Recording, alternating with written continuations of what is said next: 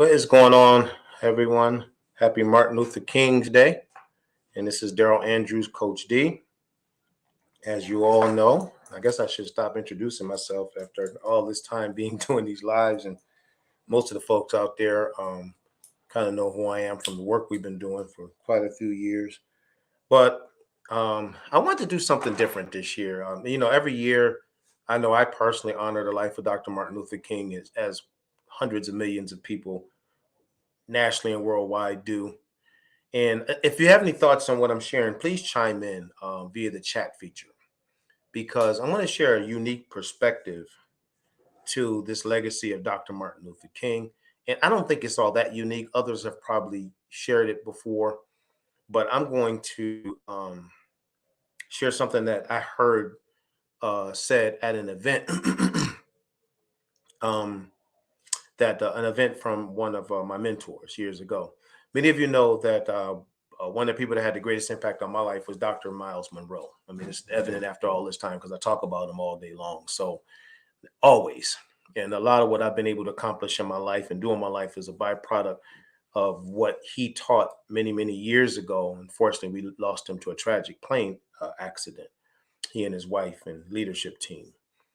But he was speaking at Oral Roberts University one time. And this is per a speech that he shared with us.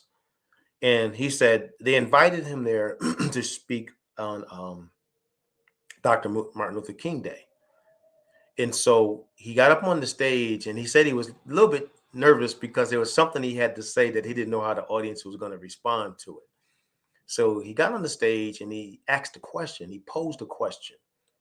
And the question was this. He said, yes, we honor Dr. Martin Luther King and we will always honor him and honor his life, all of our lives, for the sacrifices and determination he had to impact our nation during his time on the planet. He said, but I would like to pose a question that if he were here to pose it, he would possibly pose it as well. And that is, as much as we honor his legacy and remember his day, will history remember you? Will you have a day? Will there be something that people will be talking about when it comes to your life years from now? And man, I'm gonna tell you something. That to me, when he shared that, was an eye opener. And let me tell you the context in which I'm sharing this, because this has nothing to do with fame and fortune. This has nothing to do with being known all over the world. None of that. What it has to do with is that our lives speaking to other people's lives during our time on this planet. In other words, it's not just about us. So will history remember you? Will people remember the work that you did, the commitment that you made, the volunteerism, whatever it may be, years from now, years after we're all gone, and there's a whole nother set of people out here doing what we're doing now. And I thought about that and I said, boy, that's a really, really good question. And one that, he said probably about 12 years ago that I took to heart. And I said, man, I said, for me, it's never about anything else except impacting lives. And I come to the realization that I do want there to be a legacy that people can say that know that I was on this planet and that my life counted and that I made a difference. It's never about being on the cover of magazines and things like that. I've been on some. I've never about being interviewed by radio and television shows. I've been interviewed by many. It's always been about impact. For me, that's all that really matters. And so it made it that conversation he had led me to another thought. And that was the time I had a chance to speak for the National Alliance of Black School Educators. This was many, many years ago. And I had a chance to share the stage with Dr. Bernice King. I was a major speaker at the conference, and she was a major speaker at the conference. She was the first major speaker, and I wish I was later on coming down the line because I wish I would have been her first because she was an amazing speaker. But one thing she said that was really interesting, she started her speech off, and some of you may have heard me share this before, and it's worthy of sharing again, but she started her speech off with a question. And the question was, what made my dad famous, world renowned? And 6,000 people sitting in the audience were looking perplexed. Like, what does she mean? Like, what do you mean? What made my dad famous? Your dad's Dr. Martin Luther King. What are you talking about? And she said, what made him famous? And she's still asking the question. And so finally, people start responding. And this is what she said. You all missed it. And then you can hear a pause in the room. And she said, a silence in the room. And she said, the reason why people know about my dad all over the world, she said, I've been to 50 so countries. My dad has either a statue or a museum or a street named after him, all these countries. He said, the reason why my dad is known all over the world is because when most people were going with the grain, he went against it. Think about that. When most people were going with the grain, he went against it. And this is what she said. History never remembers people who go with the grain. You know, sometimes we have change initiatives that have to take place. We know that's for the betterment of people, but we're so concerned about what people think we don't do it. That's not going against the grain. We know that there's sometimes even policies out here that are detrimental to the achievement of the goals that we aspire to achieve. And you know that if they can make a few adjustments to it, you will, but you don't want to tip the cart. So you know what you do? You go with it. You go with the grain. There's certain ways people do things, way people treat people. And we know it's not right. We know it's not like, man, this is not right. But instead of challenging folks, instead of stepping up to the plate and dealing with it, what do? We go with the grain. History never remembers that. So Dr. Martin Luther King, we're honoring his day today, as we have every day since his death, because he went against the grain. And I love how his daughter communicated that at this conference. All right. And so just a few thoughts I had about this. I mean, besides the fact that we just want to honor his life and legacy, um, uh, I think more than anything, if he were to speak to us today, he would say to us, keep pursuing the dream that I started and start with you. Anybody out there that's watching know what I mean? Start with you. What does that mean? Start with you. All right. Anybody have any thoughts on that? Start with you. Start with where you are. Like, you know, a lot of times we're waiting for somebody else to say or do something, but start with you. What can you do, you know, to make a difference in your community, in your school, in your college, your business, your family, across the board? What can you do? Now, a couple of things, just a few thoughts as we kind of embark on this conversation a little bit more. This is not, again, a fame type thing. What I'm talking about, what can we do? Whatever we're called to do. Um, and I want to get into that because I got a few parts I want to share about what we're called to do later. But whatever it is, how do we do it with excellence? How do we do it with fervor, with determination, in order to help others achieve a particular outcome? We'll talk about that in just a few moments. But a couple quick thoughts. You know, this may sound strange, but King was not trying to be Dr. King. What that means is he didn't do this saying, oh man, 40, 50 years from now, they're going to build a museum after me. Oh, there's going to be streets named after me, schools named after me. He never said that. He just served. You see? And that's something we need to get in mind in this day of excessive everything, excessive social media, excessive attempts to become famous, except, you know, I got to get my name up there. I got to buy followers so I can look like I have a bunch of followers. All these different things that's going on right now that people are doing. It's like this frenzy to become somebody. And what a lot of people don't realize, a lot of it is just that there's something inside of us that all want to do something significant. It may not be what the other person is doing, and that's the problem. You see? And then doing it just so people can look at me and this and that. No, King did it because, all right, he wasn't even trying to be king. He wasn't trying to be somebody that we all will be talking about 20, 30 years from now. He was in his space and he worked his space with excellence. That's why I'm here today to even do this LinkedIn and YouTube and Facebook Live, because I realized it was his effort, not mine. He opened this door. It was his commitment, which leads me to the second thing, in that he had a resolve. You see, what are you resolving to do? You see? Yeah, there you go. There you go, Dr. Hazard. That's right. He just served. That's right. MLK Day 2022. Thank you for that post. He just served. You know, he had a resolve. What are you resolving to do? What's your resolve? What is it that you want 20, 30 years from now? Listen, let me explain this to you. If you own a restaurant, be the best restaurant owner you could possibly be. You want people to walk out of there and say, "Oh my God, this is the greatest food, the greatest service." Why? It's not that the people all over the world going to know you, but the folks who attended that, come into that restaurant will. Dr. Hazard, the work y'all are doing in the schools, man, being the best educator, being the best superintendent, being the best principal. Man, these kids that will be talking about you 30, 40 years from now, you will do what Martin Luther King talked about. You become legendary to those people. That's important.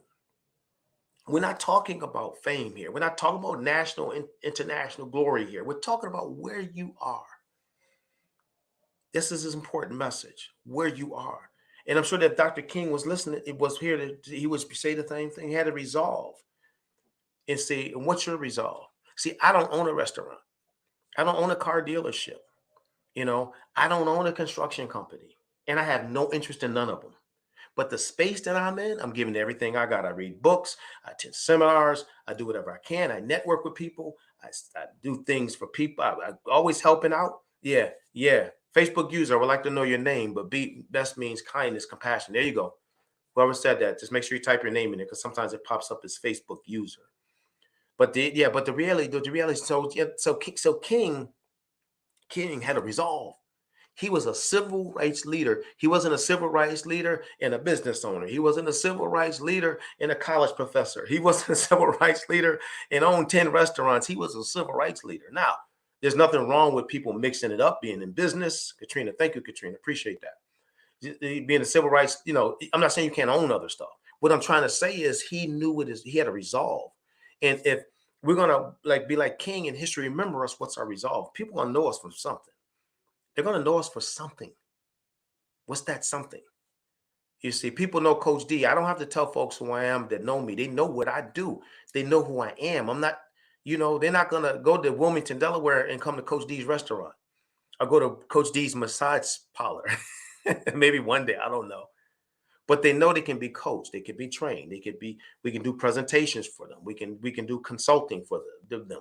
We can, do a variety of different things in our space. That's what I'm known for. And the question becomes, what are you known for? And then lastly, here, he did what was best for mankind. He took himself out the equation, almost to his detriment, of course, to his detriment, where he made the ultimate sacrifice. And so that right there, I'm not, Lord, I would never say that's what anybody should do to that level. But what I'm saying is, in our own lives, we can't sacrifice for others. My life, I feel like, it's been nothing but a sacrifice for others. There's a lot of personal sacrifices I've made to do the work that I do. And if I had to do it all over again, I would. I really would. Because it's never been about anything but the betterment of the people I get a chance to serve, be it a corporation, be it a school district, be it a government agency, be it an individual that wants individualized coaching. It really doesn't matter. So a couple of quick tips. All right. When we want history, we remember us, right? To some extent. One is find your lane. Dr. King had a lane. We know what his lane was, and that's why they build museums after him. That's why they build schools after him. His lane produced an outcome that made us a better nation. Think about that. His lane produced an outcome that made us a better nation. Your lane can produce an outcome that can make us a better community, better city, better state, better region. You don't always have to be national. It could be right there.